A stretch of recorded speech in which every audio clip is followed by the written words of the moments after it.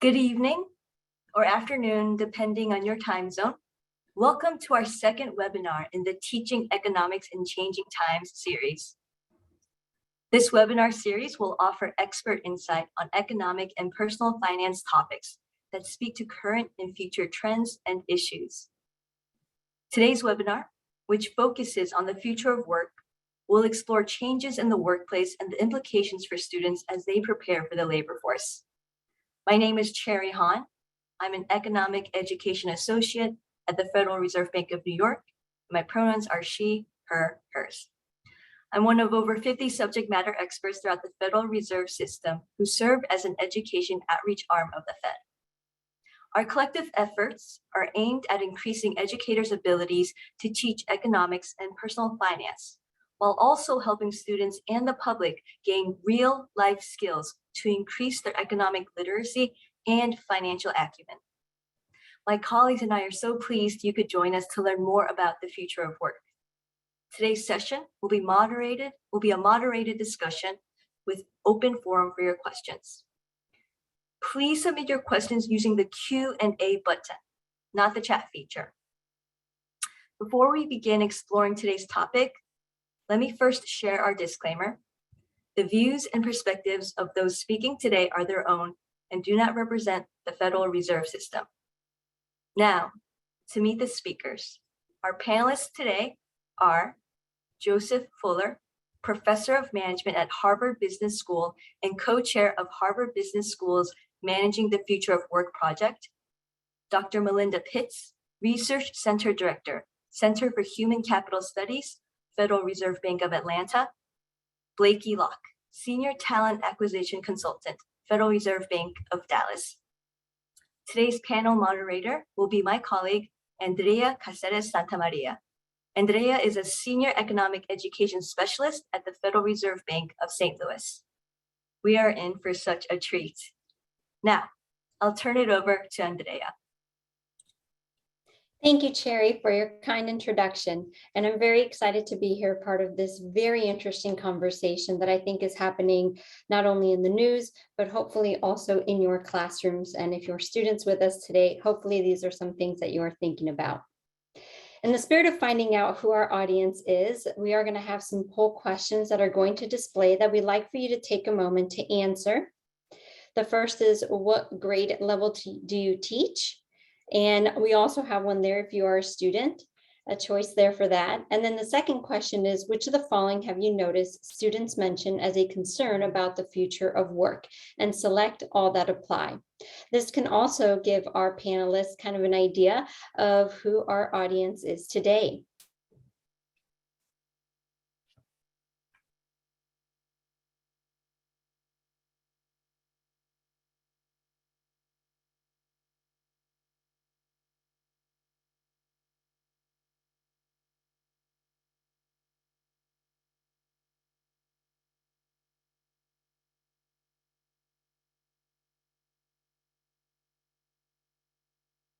Okay, so if I'm seeing these results correctly, we have a little bit of, everybody. I do see that we have mostly high school, and we even have some students joining us today. And with question 2, which of all have you noticed students mention as a concern about the future of work?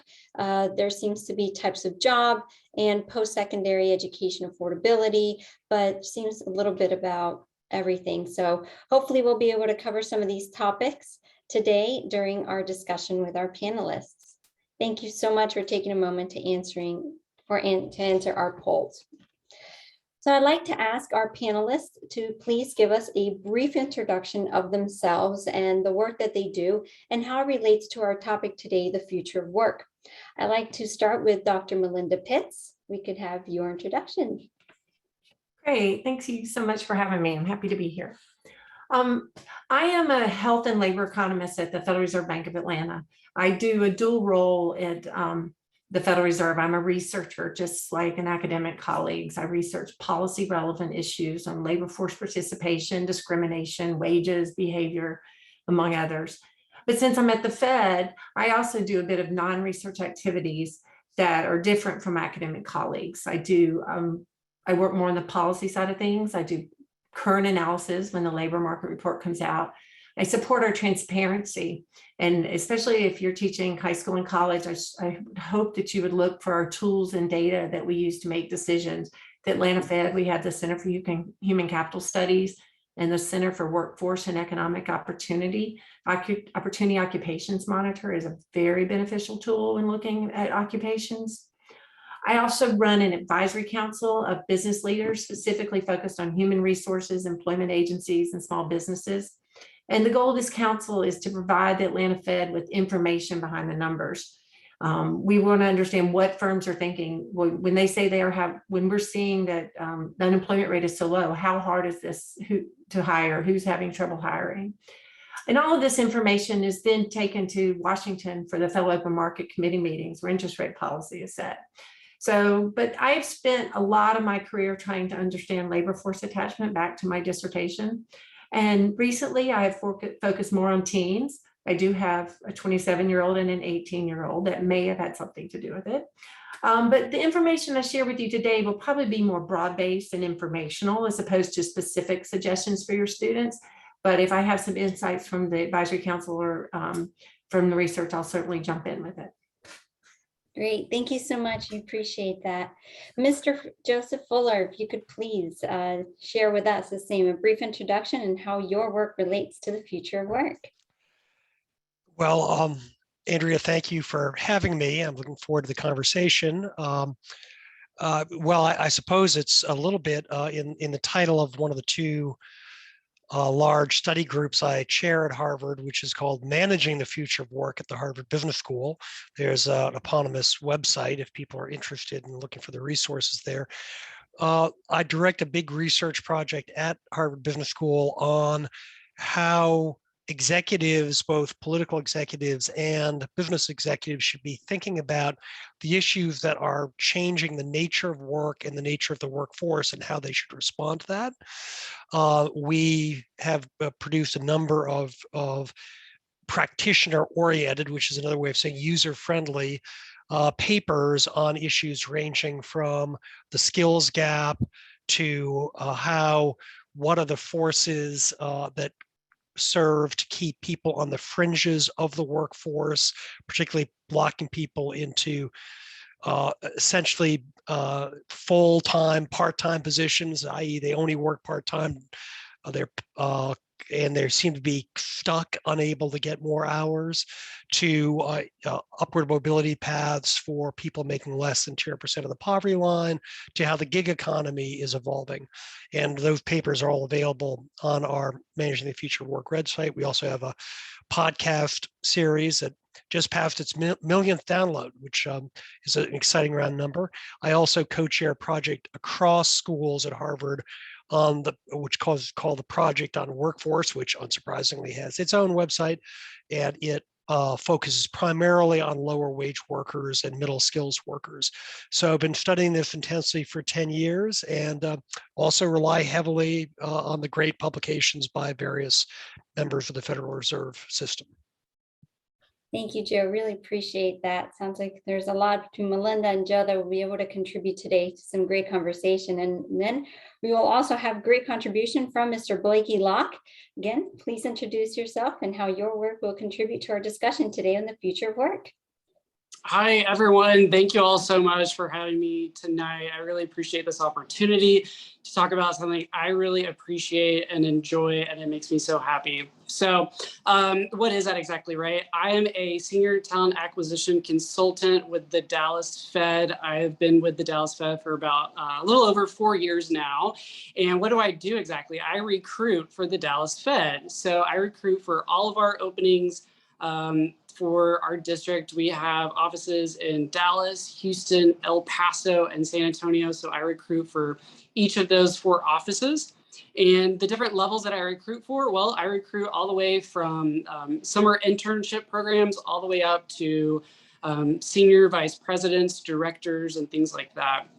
The type of positions that I recruit for, oh my gosh, I was mentioning earlier that right now I'm currently recruiting for a plumber. Believe it or not, we actually have plumbers, right? They have to maintain our buildings, to a graphic designer in our communications department, to financial analysts, IT roles like software engineers, bank examiners, and the list just goes on and on and on.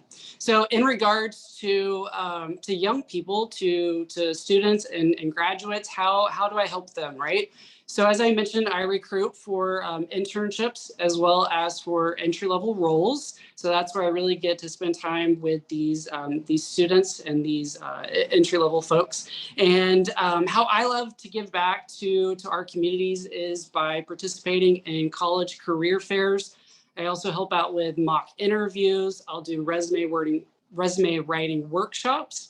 And then also I'll go to universities, in person, virtually, to talk about all the different opportunities that we have just to get these students excited and interested about the Dallas Fed, and to let them know that we do have opportunities. We have opportunities for all types of students at all different career levels. And it's not just for accountants, finance, banking, things like that, but for all of these other positions as well. So once again, I'm very excited to be here, and I look forward to the discussion. Thank you. Thank you, Blakey. Sounds like we've got a wonderful set of experts on a variety of areas on our topic today.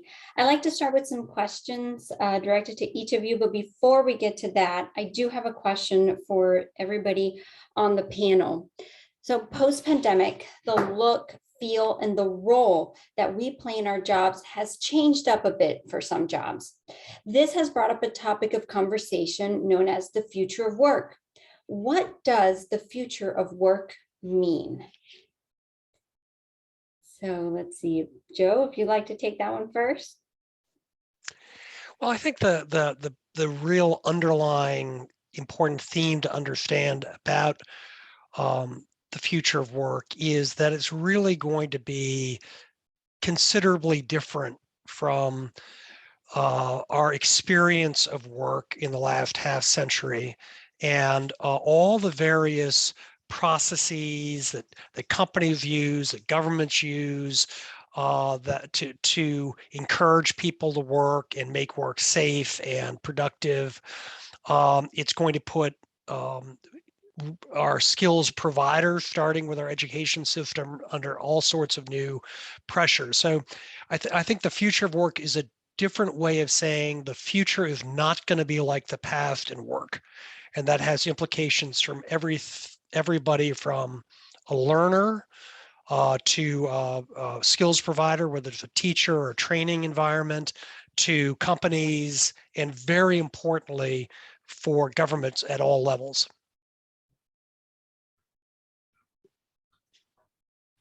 Do you want me to go? Yes. So I've been thinking about this a lot. This is the workforce is changing. The baby boomers are moving out, younger people are coming in. Younger people are traditionally, these new generations are not as responsive to wages as older generations are. So they're not going to be able to woo someone away from a job or induce them to enter as easily as they did the boomers.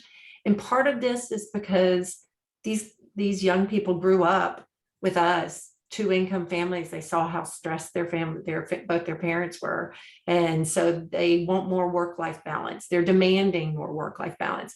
They're demanding that they don't want to work for firms that don't fit their moral or political views. So they're willing to make trade-offs for this. But a key thing is, and I like your optimism that we're post-pandemic. I'm not quite sure when we get to say that, but flexibility is what we're hearing, is firms are having to be increasingly flexible. You want to live in Kansas? Sure, go live in Kansas and work in Los Angeles. Go live it wherever. And so I think flexibility in terms of hours, virtual versus in-person, scheduling, allowing them to fit around their children. We saw during the pandemic that the more things change, the more things stay the same. Women with small children were really negatively impacted by school closures, and trying to figure out a way to support them is definitely needs to be done. So for me, I view the future of work of all of us will have to continue to be flexible, and all of us will have to continue to adapt. And that's both for the employer as well as the worker. For the employer, they really have to adapt to the changes in the market. Employees are coming and going so fast right now, and that's all across the United States. People are leaving their jobs, and so employers have to be creative with how we find candidates, with how we attract candidates, whether that's the type of work environment that we offer, either it's remote or a hybrid work environment. That's the benefits that we offer, right? We have to continue to be to adapt to that. And for the worker, they also have to be flexible. They have to be flexible because as we've seen, basically overnight, you can go from working in the office every single day to then, working remotely 100% of the time. And so another thing for employers as well that I've been noticing a lot lately is that, as I mentioned, it's been a challenge for us, and I know for all the other feds too, with finding some of these, they're filling some of these harder to fill roles, right? With these candidates, we're not able to source them, as quickly as we used to. And I know a lot of the hiring managers nowadays are getting a little bit more creative, as I mentioned, with places they're looking for candidates, changing up, job descriptions, changing up responsibilities, but also they're looking more into now investing with entry-level folks and students who've just graduated, and really investing in them and seeing, we can hire them now for an entry-level role and then train them up and make that investment for them to be with us for years and years to come. So definitely be flexible and adaptable. Andrew, if I may, I think an undercurrent of what we've just said also needs to be called out, that the change affects the whole spectrum of workers in terms of things like educational attainment and skills. And it's very easy to get focused on one of several, probably on the order of 8 or 10 distinctive segments of workers. So Melinda was giving a very concise and accurate characterization of the challenges employers face in getting and retaining younger talent, probably with post-secondary degrees, digital natives who can do remote work, which is fundamentally different from what Blake was just saying, which is there is a demand supply crisis in terms of people to do jobs that have not traditionally required post-secondary degrees, that have historically not been terribly well paid, that power the service economy. And COVID stripped bare historical definitions of who's actually a critical worker by demonstrating that you can have all the bankers and consultants and even university professors that you want, but if the lights don't go on, or the commissary isn't open, or there's nobody to come by and pick up your COVID test, you're not open for business. And I think this is an integral part of rethinking the future of work for everybody, that it's not going to be about the traditional story of success in America, success that work bestows, which is one of high school completion leading to college matriculation, college completion, and then entering a large company. We're seeing what I would call a gigification of the economy, the growth of an LLC economy. We're seeing fundamental different expectations, as Melinda was expressing, about what work should mean relative to my personal life, what the employer owes me as an environment for working. And you're beginning to see all sorts of other interventions at the lower end of the skills distribution and labor market as employers seek to become more attractive to a population that's going to have a lot of choices. All very good points and very relevant to what they're seeing today in the news. And even as you drive down the road, a lot of the service, as you mentioned, you see now hiring signs everywhere, signing on bonuses, $12 to $15 an hour starting pay. And so it's very relevant to what our students are seeing now. And I will ask later for you to expand a little bit, or for our panel to expand a little bit about on a couple of topics that you've mentioned. We have questions on the gig economy, and then also on some things on resume building. So we'll touch on those in just a moment. But before we get to our questions from our audience, there are some specific questions that I have for you guys. So first, we'll start with Melinda. With a lot of talk on how particular groups have been affected by the pandemic, how has it specifically affected teenagers? Great. All right. Well, first of all, you need to understand that teenagers today are not like when we were growing. I was growing up, at least, maybe when some of y'all were. They have teens 30 years ago, 2/3 of teens worked. About 60% of teens were in the labor force, age 16 to 19. There's been a steep decline throughout the Great Recession, excuse me, and now it's about 36% of teens are in the labor force. So that's a 21 percentage point decline. And there's a lot of reasons for that decline. Some of my research, some of this, the graduated driver's license restrictions, they're more likely to delay licensure. There's merit scholarships that if you get a good grade point, you get college scholarships. These all have been found to support impact labor force participation. But interestingly, during the pandemic, we had this initial pit for teens when everybody went down so much in the early summer of 2020. But since then, teens have been resilient. They're right back up where they were, still at about 36%. So coming out of the pandemic, they have held, the labor force participation has held up. But interestingly, their unemployment rate did fall similar to adults. And so it is the lowest level it's been really since definitely since we've been accurately estimating it, but since the 50s. It was hovering around 12 to 13% over the last few years, but now it's around 11%, which is really historically low. Still high, but historically low. And the reason for this is, as Joe was mentioning, the critical jobs. Those are ones that teens can do. The leisure and hospitality, the retail, the service industry, trade and transportation.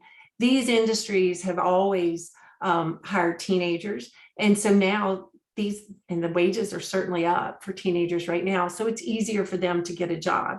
So the share of teens that want to work are finding it easier to get a job, but we still have a huge share, 2/3, almost 2/3 that don't want to work. And that did not change during the pandemic. Thank you. It's all good information and eye-opening, just to hear about. You don't hear too much about that specific group, the teenage group. So this is all great information for teachers and students to take with them. And a question in terms of, teenagers in the workforce and transferring it over to education, post-secondary education. I know that you've done some in-depth study on some trends, and I've seen that you've studied a bit about males versus females and their attendance in college. So are more males or females attending college? It's definitely more females. It's when I feel like I grew up, I went to Clemson, which was a military school and an all male school. And so when I was there, it was 60%. It was an engineering school. Now the engineering schools are even at 50% in most schools, but overall college attendance is 60% female and about 40% males. And there was some significant drop off in college attendance during the pandemic, and that has been mostly male. And it's mostly been in the community and the technical colleges. Some of this had to do with the fact that the hands-on work couldn't be done. Like they couldn't go in and learn to weld because it was remote. But a lot of it has been also from higher wages. If you have higher wages, you're more likely to work. I know you wanted to know, like, why are guys not going to school? What we talked about this earlier, is that males, for you econ teachers out there, you should know this, they have what's known as a high rate of time preference. They want it, they're more likely to want it now. They're less likely to see the investment in the future than females. So you just look at the fracking industry in North Dakota. Males moved there, there was high income and they moved there and dropped out of school. They wanted that immediate reward. There's some other issues too. Mass incarceration has been found to specifically impact Black male high school completion and educational attainment. This is attributed to lack of role models. This is some work by Rod Chetty and some other people. that just found that this is really dampening educational attainment. And then there's just anecdotal evidence, I'm going through this with my 18-year-old and his friends, that boys are just likely to miss deadlines for college applications. They're more likely to be overwhelmed. They're less organized. So there's a lot of factors pushing against them going to school. The cost of going to college is high, not just monetarily, which is a problem when you have high bills and you could be making $25 to $20 an hour, not in college, but also just the overall organizational is a problem. So it's definitely becoming more female, as I'm sure post you in high school, student body presidents, these student leaders are becoming more female as well. Thank you for that information. And going a little bit into some of just general labor trends that we see, or just a little bit of your labor economist side, what does a resilient labor force to shocks look like? Shocks such as the pandemic, and that term resiliency, we hear that quite a bit. So in that relation to these economic shocks and what it does to labor force, if you could just expand some information on that, please. Well, so it's kind of like thinking about a resilient labor force versus a resilient worker. So we're always going to have shocks like the pandemics or downturns, economic recessions. We're always going to have those. But for proofing yourself, flexibility is the key. We have had, since World War II, all the recessions except for this latest one have been called man sessions. Their manufacturing and construction industries have been more impacted. And so men were impacted just more disproportionately than women. Like 2/3 of the job loss in the Great Recession was male. In the pandemic, we have the other industries, the more female dominated industries. It's been more female than historically we've seen the loss, but it's really been kind of equal, maybe just a little disproportionately female. So there's not one occupation or industry that will protect you, but this is where having some education with general skills will help you. Not if you have a very narrow job skill, it's going to be harder to transition to other industries. Having some general skills. This is one reason we care about the fact that teenagers aren't working. They don't get work experience in high school. This is going to impact their future. Not for the kids that are going to college and are doing all that. They're going to be fine.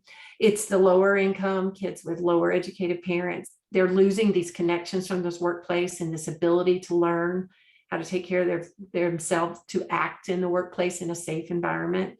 Now, we don't want them working too much. That's found to be harmful, but having some experience in high school would be very beneficial to help with their resilience.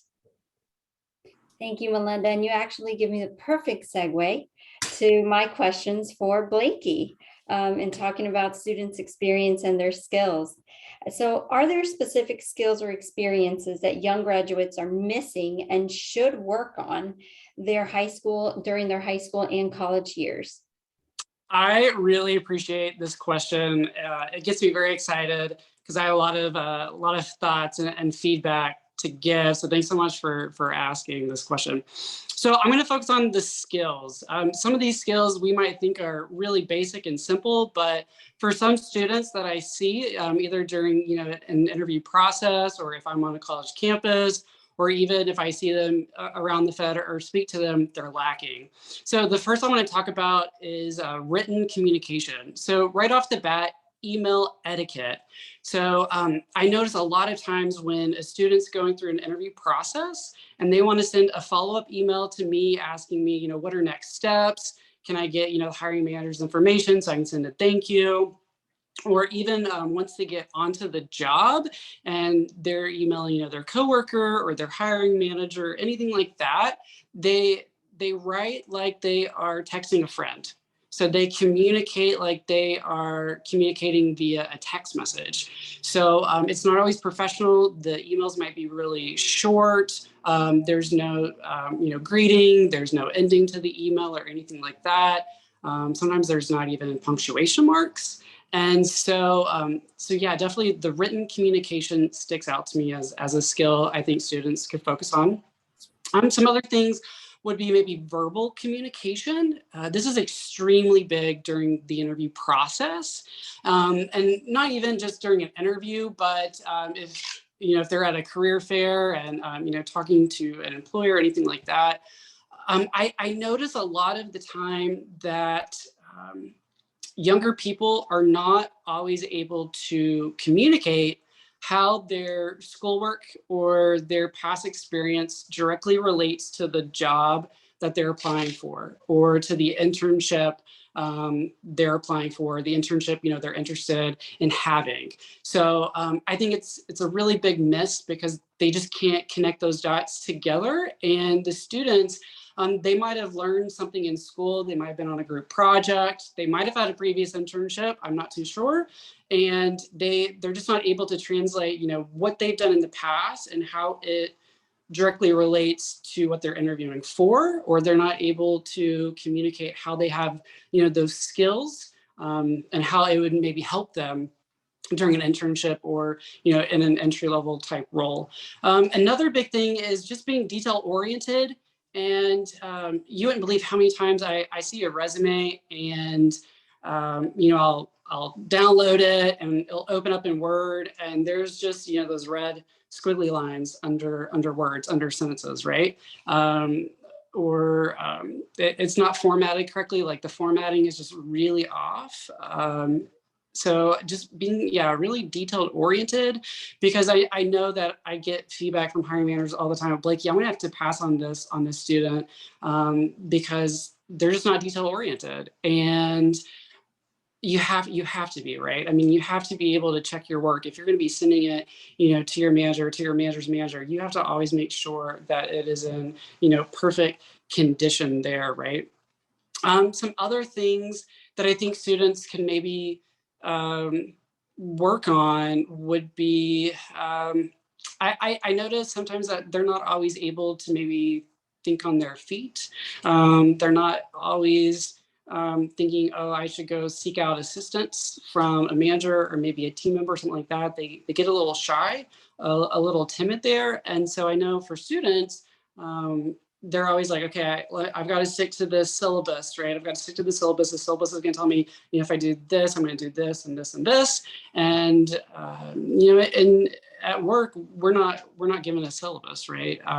The manager is going to tell you, okay, this is the end goal, or this is what I need. And, for students, they might scramble and be like, well, what am I supposed to do? How do I get from point A to B to C? So just being able to kind of think on your feet and be resourceful. So I think those are kind of the most parts. As far as whenever it comes to experience goes, are these students lacking any experience? Well, I mean, they're going to be entry level. So we all know that not every student is going to get an internship. For some students, it's just not possible for them to get an internship, or they might have applied and spots were limited and they just didn't make the cut. So as far as experiences go, if you can get an internship somewhere else, that's great. If you can't, really focus in on your schoolwork. What did you do? What did you learn? The projects, all of that good stuff. Thank you. Well, thank you. It's so great and thorough. I had that second question there, answered it right there in terms of experience. But I think those are all great points for teachers to take back on some of the skills and soft skills that students need to have. So no LOLs in any emails. That's not going to get you the job. So the LOL is on you. So, knowing how to spell is important. I would like to add one thing that we've learned from some of these experiences that firms have that have had high school students and tried these interns is alarm clocks. Having an alarm clock and getting to work on time is a huge problem, just showing up. So take it even a further step back, making sure they understand punctuality and the ability to work on time is a huge thing. Mm-hmm. And I could add just one additional theme, Andrea. Yes, of course. I've done multiple surveys of employers on this subject, and for sub-baccalaureate level workers, the number one reason for failure in a role is a failure in the broad category of soft skills that Blakey introduced. much more likely to get fired because of a soft skills deficit. I happen to dislike the term soft skills because to me that sounds easy, and anybody, it's not a hard thing. Calculus is hard, psychology is easy or soft, but they are very difficult jobs to master. There's a clear bright line to what Melinda is saying. A employer is going to be much more tolerant of a 16-year-old who shows up late for the second day of work, or shows up inappropriately dressed for work, or doesn't immediately have proper workplace etiquette. It's a 16-year-old. Now, if they're late 6 out of 10 days and then the first day of their next pay period, then they're probably going to get fired. But it's the reason why the particularly German-speaking area apprenticeship systems are so effective. We know that if you get someone in their teens who into a work-based learning environment, which is part of completing their academic requirements, so it's not just after school work, that the outcomes in every dimension, early pregnancy, engagement with the criminal justice system, matriculation to post-secondary education, are all greatly improved. So when I said that, the future isn't going to be like the past, one of the things I would like to see in the future is widespread adoption at the high school level of integrated work-based learning opportunities, not for every kid, but for kids who are interested. It also, by the way, correlates to more high school graduation rates, because that employer says to the kid, you gotta get your diploma before I can hire you full time. In fact, if you quit school or don't get a certain grade point average, I'm gonna have to kick you out of the program. The other thing I would just say for our educators who are listening, where does soft skill development feature in your lesson plans? We don't teach English to include lots of spontaneous oral communication or spontaneous written communication like Blakey was talking about. We structure it around writing an essay or reading a novel.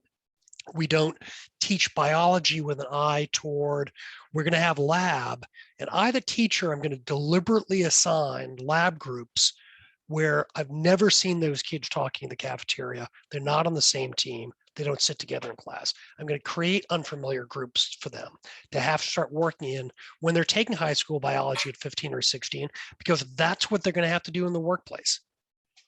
So the many soft skills are learned at the breakfast table, at your religious institution, from your parents, from other adults in your life. We have to augment that now, because many of those access points for that introduction to these skills are not available to all kids in anything like equal measure, and they're not working, which is the other place to pick them up. Mm-hmm. Oh, very good point. The former high school teacher me saying, yes. Yes. I mean, definitely every point that you have all made. Thank you so much. So Joe, I like to ask you a question, and then we'll transition over to our audience questions in the 20 minutes we have with everyone today. In the Managing the Future of Work podcast, you mentioned, and I quote, we need to always reinforce the message that there's dignity in work, that being a real person, doesn't hinge on having that 4-year degree. It hinges on the type of citizen, neighbor, productive community member of society you are. I personally really like that, but I would like if you could please expand a little more on that. Well, I'm glad you like it. Sometimes I can get a little preachy, but I think that we have some issues broadly in society that really undermine that my definition of what we need to do. That the messages that come from well-meaning social leaders, entertainers, sports figures, people on the television is, well, you got to go to college to make it in America. Well, that's a really interesting message for the 56% of people that are not going to get a college degree or not on college track. We even have wonderful charter school networks that just we're about you getting your kid going to college or you going to college.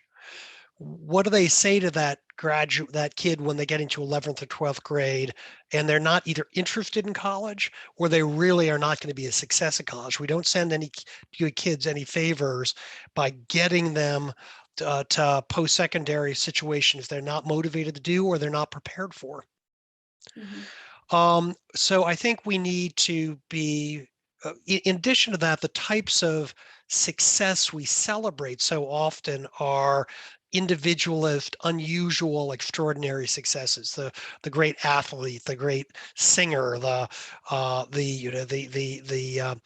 person that the stand-up comic, not the class clown, but the legitimate comic. And that's individualism and a cult of success is integral to American history and arguably a great motivator for many young people to work hard and try hard. But talking to people about you don't live for work, you work to live, and that being someone who maintains the truck engines for UPS, which by the way is a very good paying job, which requires about a 4-month training program for someone obviously who's mechanically inclined and wants to be around vehicles. That's going to make you 70, 80, 90 thousands of dollars early in your career. Now you can, following my colleague and associate Roz Chetty's research, now I can build my household in a zip code that has the assets that Chetty's team have isolated as being consistent with greater success for those families, starting with the young children all the way through the parents, and even to grandparents or other people moving in with that family. You can talk about building the basis for personal success and happiness that includes things you're interested in. It could be fishing. It could be, video games are not a curse if played occasionally, for fun, not being an obsession and not being a surrogate for a full-time job. So we have to constantly reinforce with young people that so much of what enables you to pursue the most essential parts of life, the things that actually determine your happiness, are having economic stability. That doesn't necessarily mean you're going to be a tech entrepreneur in Silicon Valley. You don't have to be one. You don't have to be a computer science whiz. You don't have to be a math genius. There are lots of important ways that are fundamental to supporting our society and our way of life that are a basis for household formation, all the good things that form out of that, and provides security. And that allows you to pursue other things in your life that will give it greater meaning and greater satisfaction. And I think we do an inadequate job of that pretty much across the board. I think the media does a terrible job of it. I don't think it's nearly enough in the thinking of educators at all levels in terms of the heroes we celebrate, the stories we tell, who we invite to, what does your parent do for work? And we certainly don't do it when we get to the how we describe career success. So it's a real passion of mine. I say that as the person that checked all the boxes in the classic story. But as I engage with people, what I find very often why people aren't getting interested in work, and I forgot to mention I'm a fellow at the American Enterprise Institute. My very learned colleague Nick Eberstadt has done incredibly important work on low workforce participation, particularly by males of prime working age. And one of the real underlying causes is they they don't see the work available to them not only as being meaningful, as being relevant. And they would rather, they average 7 hours a day of entertainment, 7 hours a day of playing video games, watching television, or the equivalent. And they view that as more fulfilling than the jobs that are available to them. So they look at being in the back warehouse at Costco, or being on in the store floor at a Gap store, or being a teacher's assistant in the local public school, as just kind of not worth their time. How did that come to be? Right. And what's dramatic in Nick's work, of course, is workforce participation for those prime working age adults was in the 95th percentile and above in the early 1960s. So there's been this precipitous decline into the mid 80s, and the overall workforce participation in the United States was 10 points higher than the EU 20 years ago, and is now 2 points less than the EU, the European Union. So something has happened in our society. We are not sending the messages and signals to get people to revisit their attitudes toward work, and how we encourage people to become productive in society. Well, I hope with what you've said today and our audience today, that kind of brings light to a lot of the points that you're making, and hopefully starts some change. And as you spoke, I also thought about the word wealth and defining wealth differently, not necessarily in money, but in meaningful work and in just being able to build a household and financial stability. And financial stability, well, it's nice to say as a millionaire, but it doesn't always come in millions of dollars. There's different ways that can be defined. So just kind of, thinking of presenting even that to students a little differently with that definition, or what they see as wealth, and what other meanings it could have, other than the celebrities and tech giants that they see on TV. I'd like to turn to some of the great questions that we are getting from our audience right now, and we have quite a few, so we'll see how many we can answer here today. If we don't get to your answer, we are going to be providing some great resources for you guys to maybe to our audience, so that they can probably find these answers in some of the work that our panelists have done. I like to point out a question that a student asked one of their teachers today. They stated, in my intro to macro class today, we discussed the types of unemployment, and specifically structural unemployment and creative destruction. I got an insightful question from a student that I'm wondering how you guys would answer.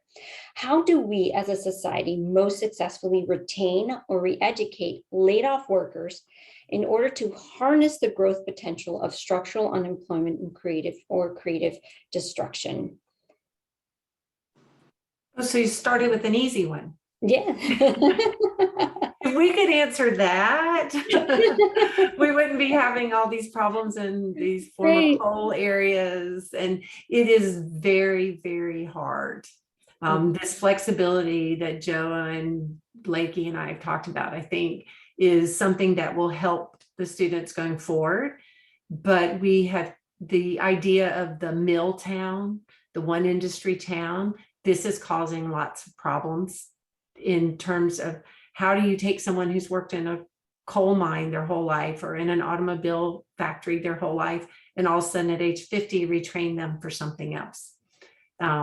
This is very difficult. This is where learning general skills, maybe more general education or different types of certificates will help. And the community college, the technical college systems have done an amazing jobs in many places of stepping up and helping to retrain. They work with industries. This seems to work best. There's a Volkswagen, I believe, has a relationship in Tennessee. The power plant, the nuclear power plant in Florida, you get your college certificate on one side of the stage, and your job offer on the other. So I think having this relationship between industry and the technical college is probably our best bet there. So don't forget our technical colleges. I agree with Joe. I fight with nonprofits all the time, the goal should not be a 4-year degree. A 4-month certificate can bring a lot more money probably and success to a lot of people. And then maybe later they can go back if they want, but you don't have to have a 4-year college degree to be successful. Dora, I think you're talking about Chattanooga and Volkswagen Chattanooga, which is a Yes. great example. It's not a surprise it's a German company because, Mhm. apprenticeship and skill building is integral to their contracts in Germany with the IG Metall, which is a big labor union there. I think we just briefly, we do know now from painful experience, both in the United States and elsewhere, a lot of things that don't work. So maybe we can, by reductionism, we can get to some better answers. It doesn't work to gin up job schemes, pursuing the flavor of the day job in a locale that has none of the prerequisites for success in that. For many years, I worked intimately with a professor at Harvard named Michael Porter, and one of the frameworks we developed was something called the Diamond Framework that says you develop a competitive business base by having actually more competition in the space. So your competitors are nearby.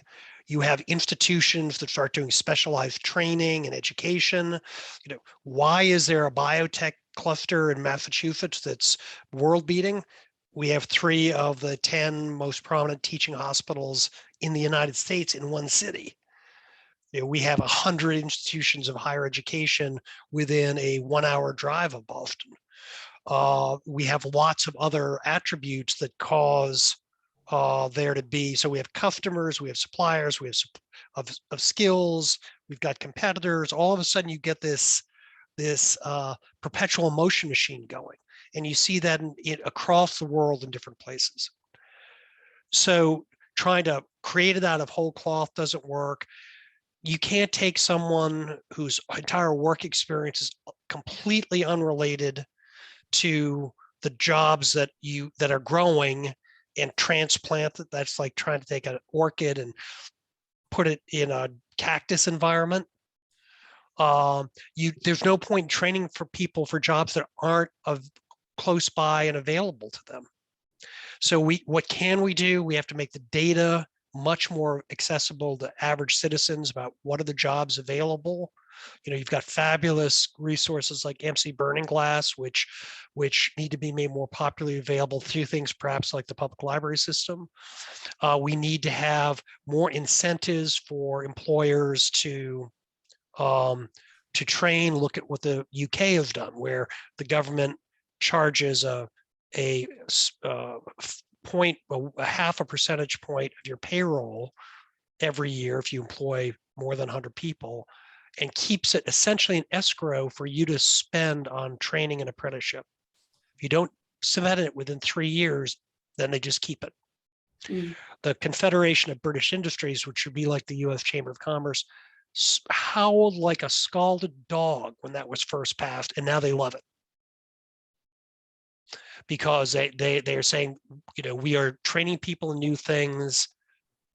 This is making our workforce more productive, getting our people to not leave because they're being invested in. So we need to stop running, plays that we keep losing 10 yards on or getting called for holding on, and write a new playbook on this. And I think the time is now, because this constraint on the supply side is going to really cause employers to open the aperture on some new thinking. So I just want to jump in really quickly, just kind of from an HR perspective here, right? This applies to anyone. If your employer offers any benefits such as tuition reimbursement, student loan repayment, the ability to get certified and anything, online training courses, please take advantage of that. It's the easiest thing. A lot of it is free. And again, if your employer offers it, anyone should be able to take advantage of those opportunities. And that's a great point to make. And I think some people focus so much on the wage that they kind of put aside all those great benefits that come, and especially when it comes to being able to expand your knowledge through paid education and other benefits.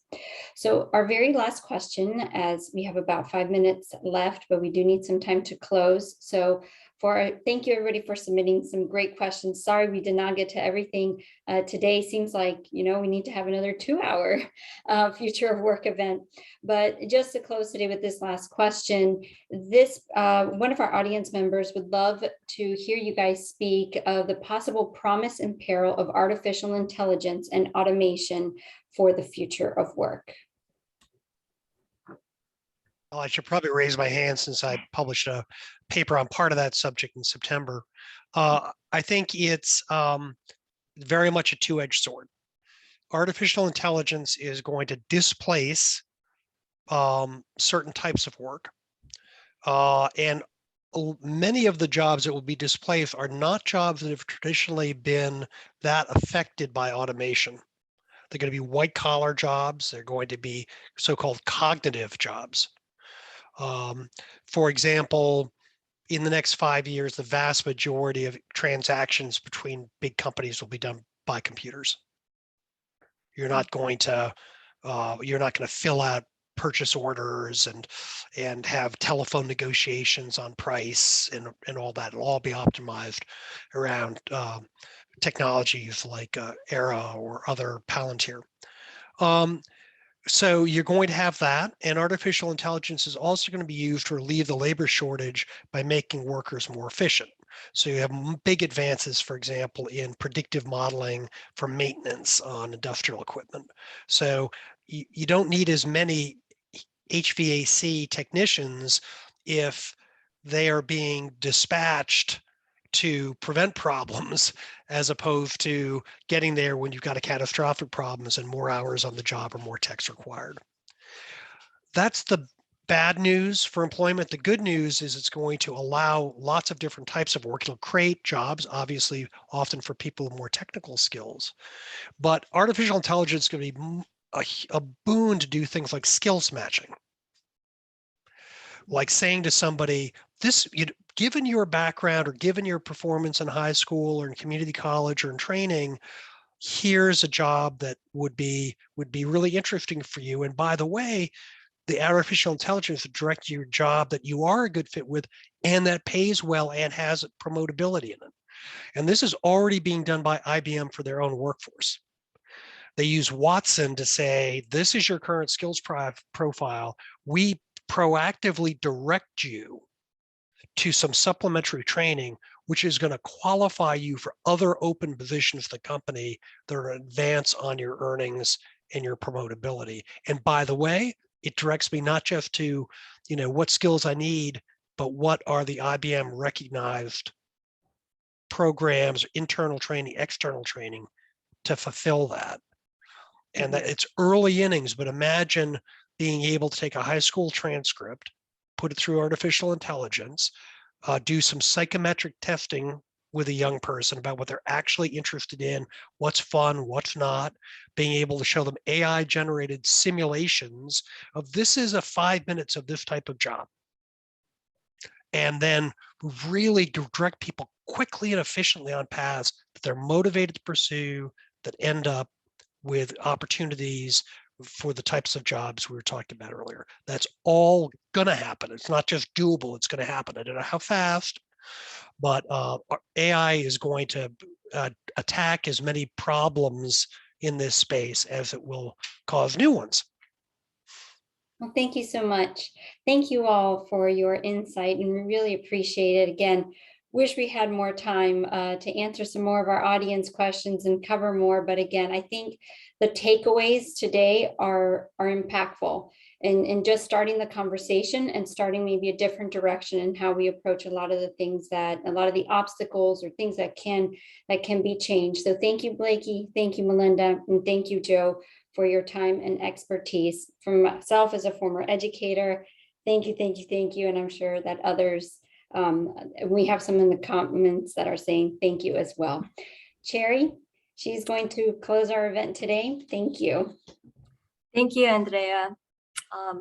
Wow, that was an amazing, engaging, informative, very helpful webinar. So in closing, I'd like to extend our thanks to our speakers, Joe, Melinda, and Blakey, for sharing your expertise and insights on such a relevant and timely topic. I would also like to thank my colleague Andrea for moderating and guiding our discussion. We know that life is about choices and economics plays a big part in that. So thank you for choosing to spend your evening with us.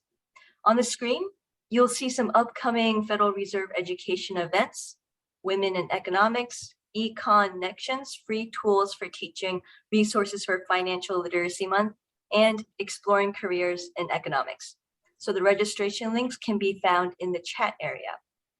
You can find details about upcoming events on federalreserveeducation.org. Also on this website, you'll find free curriculum resources produced throughout the Fed system, as well as a recording of today's program and your local Fed contacts that you can reach out to for questions and assistance. We'll be sharing the resources, an event survey, and a certificate of participation in a post-event email later this week. You can also complete the event survey using the QR code on the screen or the link in the chat. Thank you all so much again for joining us on this discussion on the future of work. We look forward to seeing you at our next event. Have a great evening.